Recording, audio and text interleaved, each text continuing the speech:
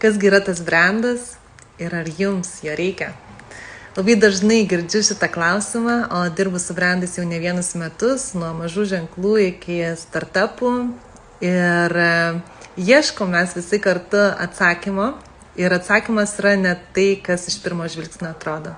Daug kas turbūt galvojat, kad brandas tai yra logotipas, spalvų paletė, šriftai. Ir taip, iš dalies tai tiesa. Tai yra brando vizualinis identitetas ir jis yra reikalingas. Nuo ko viskas turėtų prasidėti, tai nuo jūsų unikalios žinutės ir vertės pasiūlymo.